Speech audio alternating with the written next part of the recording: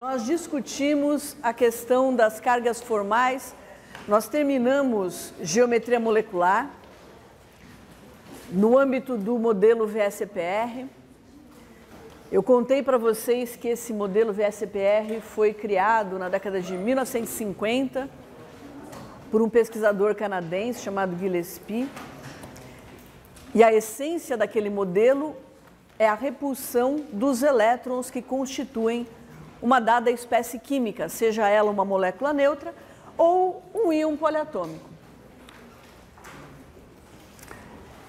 Então eu lembro a vocês que desde que nós começamos a estudar a interação entre átomos, a gente tem dado um peso bastante importante para essa questão da interação entre os elétrons, né? No caso específico, causando a repulsão dos elétrons que participam da ligação e, com isso, afetando a geometria molecular. Então, quando nós falamos de modelo VSEPR, nós nos referimos aos pares eletrônicos associados ao átomo central. Não importa o número de elétrons dos átomos periféricos.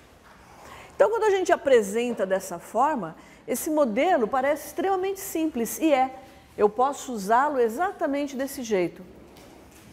Mas se vocês forem ler o trabalho original, né, do Gillespie, vocês vão ver que há uma teoria muito mais envolvida, muito mais complexa, que a gente não precisa conhecer agora. Tá? Nós também vimos, depois disso, nós vimos a questão das cargas formais e das estruturas de ressonância. Por que esses dois assuntos estão juntos? É porque a geometria molecular, o modelo VSEPR, determina a estrutura eletrônica como vista, né, nesse modelo simplificado das cargas formais? É claro que não. Uma coisa é a geometria molecular. Eu vou colocar assim, ao invés de colocar geometria molecular, eu vou colocar a estrutura molecular.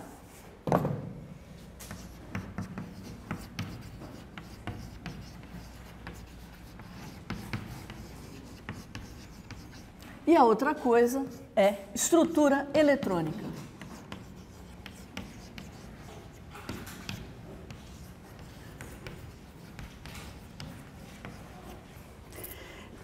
São dois conceitos obviamente diferentes. E, através da geometria molecular, eu não chego, né, pelo modelo VSEPR, que foi o que nós estudamos, eu não chego na geometria, perdão, na estrutura eletrônica, eu não chego.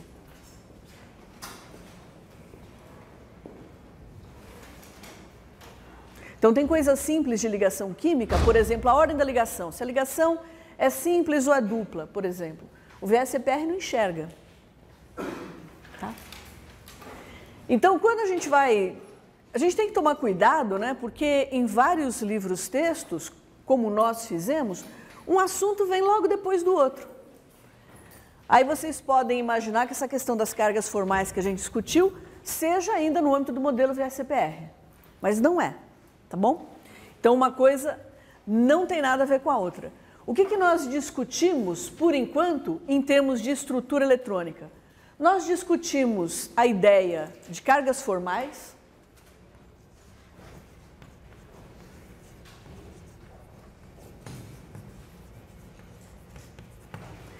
e de estruturas de ressonância.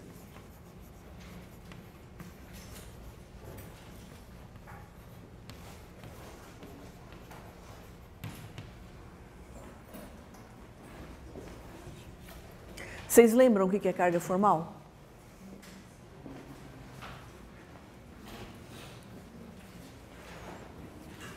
Eu me lembro que semana passada, eu acho que eu comecei a aula de quarta-feira exatamente desse jeito, ou de quarta ou de quinta-feira. Vocês lembram o que é carga formal? Aí parece um déjà vu, né? Eu pergunto, e aí... 8 horas da manhã. O que são cargas formais? Exatamente, muito obrigada, tá vendo? Já comecei bem o meu dia hoje.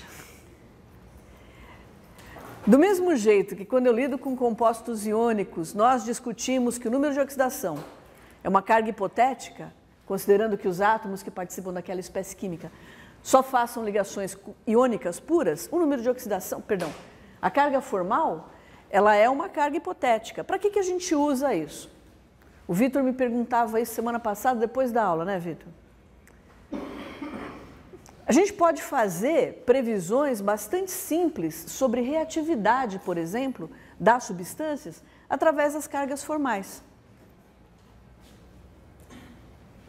Mas eu queria chamar a atenção de vocês que tanto o VSEPR quanto as cargas formais, como a gente vem discutindo, são modelos extremamente simplificados, né? São modelos práticos, funcionais, mas são descrições simplificadas do que acontece ali na estrutura íntima da matéria. Por exemplo, nós fizemos as cargas formais partindo de estruturas de Lewis. Então, nós fizemos as cargas formais, nós saímos das estruturas de Lewis,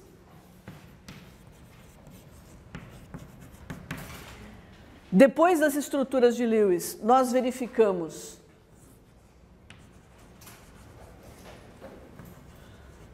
se a regra do octeto era respeitada.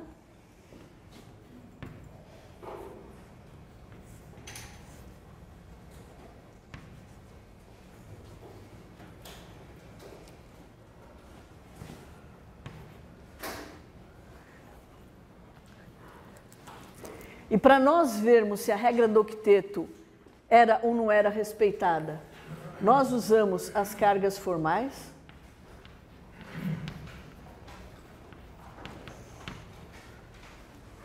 E aí nós vimos que se a regra do octeto não era seguida, né, geralmente eu estou me referindo a elemento do terceiro período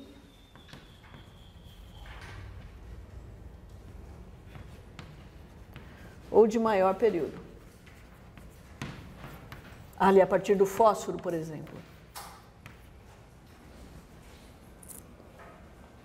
E se a regra do octeto era seguida, não tem, né?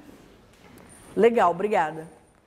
Mas isso aqui é um modelinho bastante simplificado, né? É claro, a gente tem alguns problemas, por exemplo,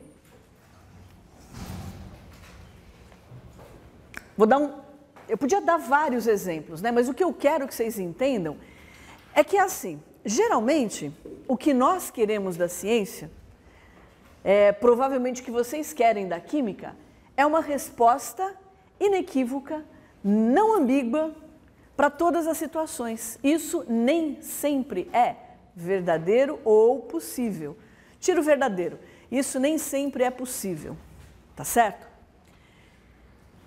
Por quê? Porque descrever a matéria não é uma tarefa fácil.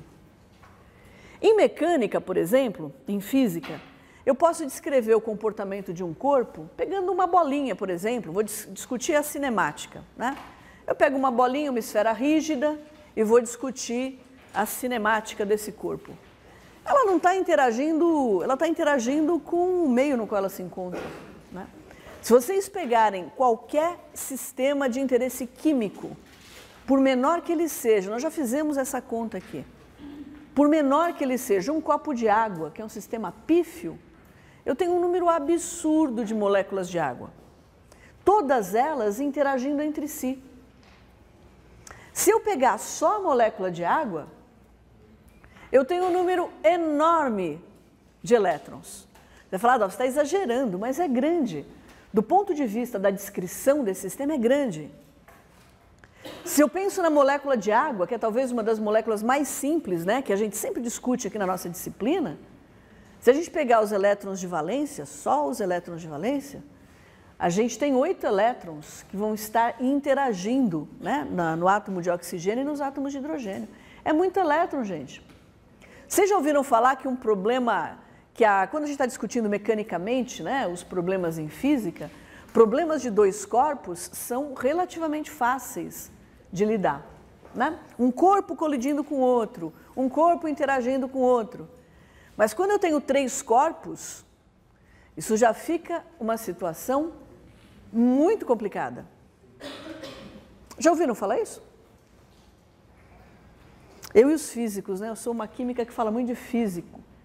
Então, na década de 1970, eu acho, um físico muito importante, canadense, se eu não me engano, Roger Penrose, discutiu exatamente essa questão no trabalho dele, enfim, ganhou o prêmio Nobel.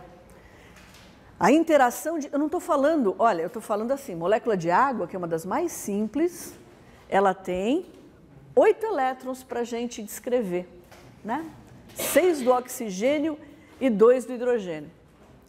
Eu estou aqui dizendo para vocês, né, que do ponto de vista da mecânica, 3 corpos é um problema complicadíssimo. Imagina 8. Vocês conseguem entender a complexidade que é descrever uma molécula?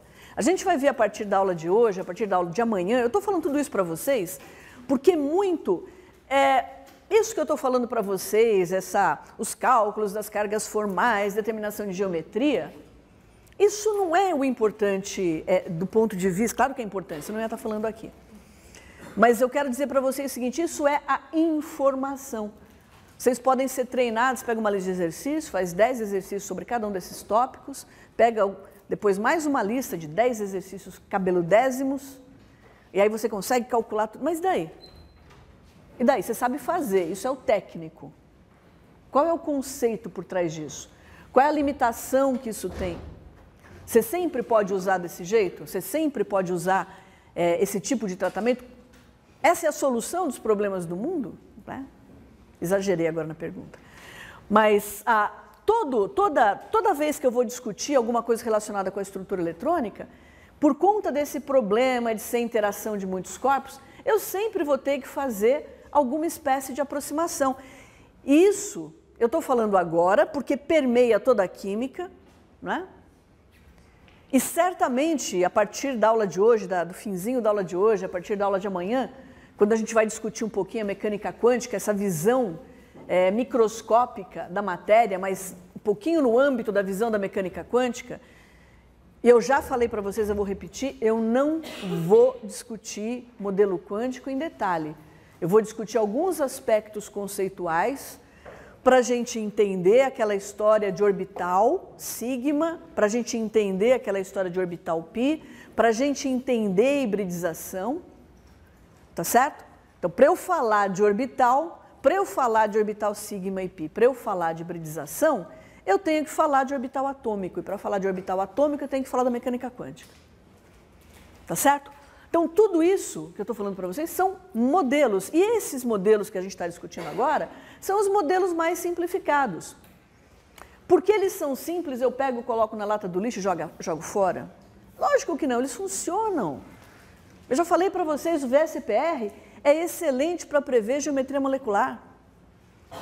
Se você tiver um excelente computador ou um bom computador, você pode usar um programa de cálculo. Se a sua molécula for pequena, você pode fazer um cálculo teórico excelente. E aí ele vai te dar geometria, geralmente para molécula isolada, o que não é o caso usual, pode ser de uma substância gasosa, não é o caso usual. Ou então você pode simular uma caixa de solvente, ou então você pode usar, aí você vai, né, são várias opções de cálculo. Mas geralmente não é isso que a gente tem que prever uma geometria ou tem que prever uma reatividade baseado em argumentos simples, né? Então deixa eu mostrar uma coisa para vocês. Eu quero discutir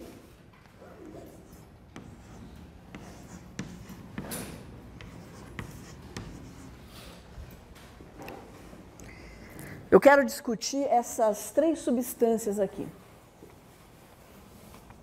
Eu posso discuti-las do ponto de vista de estrutura geométrica e posso discuti-las do ponto de vista da estrutura eletrônica. Vocês sabem qual eu quero? Os dois, lógico. Eu não preciso discutir geometria de uma molécula diatômica, tá certo? Ela tem uma geometria linear. Mas no caso do SO2 e do SO3, a geometria pode ser linear ou não. Qual é a geometria? Façam, por favor, rapidinho. E quantos elétrons eu tenho aqui?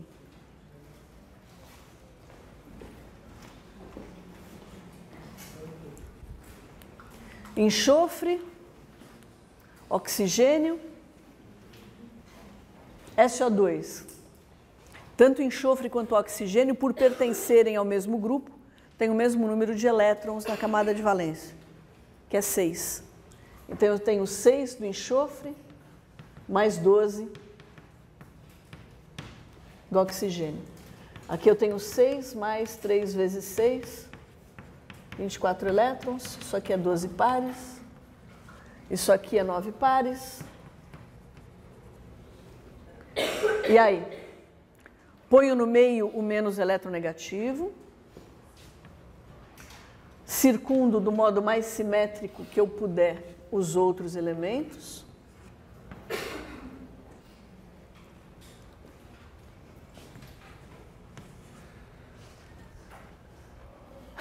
Aí eu vou ter 9 pares para distribuir. Uno os periféricos ao central com um par cada. 9 pares, 1, 2, 3, 4, 5, 6, 7, 8, 9. Aí eu verifico se a regra do octeto foi satisfeita. Se a regra do octeto foi satisfeita, eu paro aqui. Mas nesse caso não, né? Os oxigênios têm todos 8 elétrons, mas o enxofre tem 2, 4, 6 elétrons. Então, o que a gente viu aqui, eu remanejo um par eletrônico. Então, eu tanto posso ter essa estrutura aqui,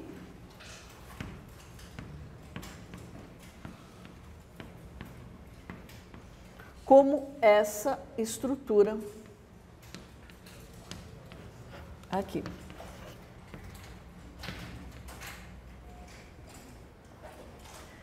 E essas duas estruturas, elas são de mesma energia, igualmente possíveis, são as chamadas estruturas de ressonância, e eu sei que a representação que descreve melhor eletronicamente a molécula de SO2 é uma representação na qual esses elétrons não formam uma ligação dupla e uma ligação simples, mas formam uma ligação intermediária entre a dupla e a simples.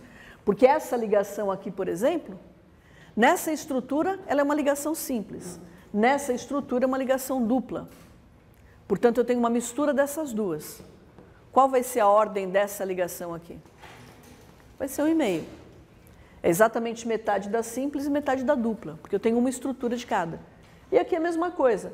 Eu posso calcular, no caso do SO2, eu posso calcular sempre, no caso do SO2, a ordem de ligação. A ordem de ligação é o número de ligações que eu tenho dividido pelo número de pares de átomos ligados, né? Então, a ordem de ligação, obviamente, SO,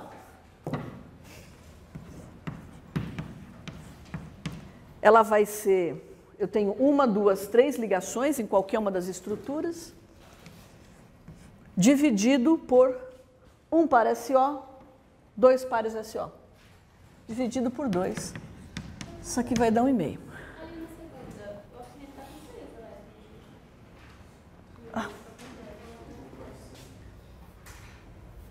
Lógico que está.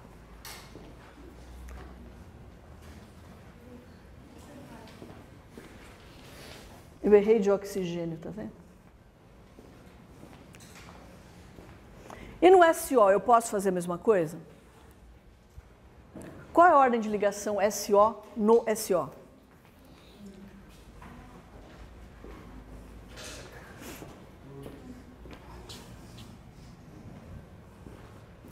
Ó, no SO, eu tenho 6 mais 6, 12 elétrons, dividido por 2, 2 pares. 12 elétrons dividido por 2, 6 pares. Então, eu vou colocar 1, 2, 3, 4, 5, 6. Tanto faz, né? Mas... Oi?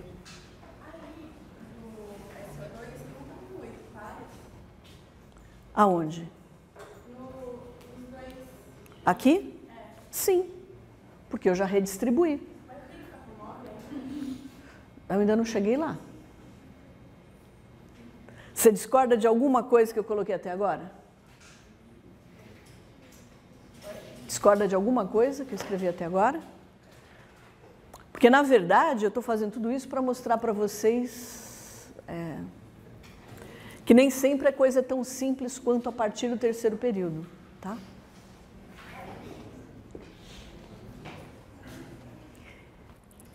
Mas obrigado pela sua pergunta. Desde o começo da aula, estou tentando falar para vocês o seguinte. Eu estou discutindo com vocês, nesse momento, quem é mais importante, né? A gente fez a estrutura, por exemplo, para o sulfato, e quem venceu na estrutura, quem foi mais importante na estrutura do sulfato? Foi a regra do octeto, porque aquela estrutura, aquela primeira estrutura do sulfato, onde só haviam ligações simples, aquela estrutura segue a regra do octeto. Vocês estão lembrados? A gente montou a estrutura do sulfato, 4 ligações simples, SO. Aí pelo VSEPR, geometria tetraédrica, perfeito. Só que a gente foi fazer pelas cargas formais. E pelas cargas formais nós vimos que não era, aquela primeira estrutura não era mais estável. Que a estrutura mais estável era aquela com 2 ligações duplas. Estão lembrados disso? É um recall da semana passada. Então, nós temos 2 jeitos, aparentemente, de olhar para a molécula que a gente está estudando, ou para o ion poliatômico. A gente tem 2 jeitos de olhar para a estrutura eletrônica. Para a estrutura geométrica, o sulfato é tetraédrico. Não interessa se ele só tem a ligação simples, se ele só tem a ligação dupla, se ele tem uma dupla e 3 simples, se ele tem 3 duplas e uma... Não importa, porque o VSEPR ele não diferencia duplas de simples. A gente está discutindo estrutura eletrônica. Então, para a estrutura eletrônica, eu tenho 2 abordagens. Uma é a da regra do octeto. É aquela que me levou lá no sulfato a descrever o sulfato com 4 ligações SO simples. E a outra é o uso das cargas formais.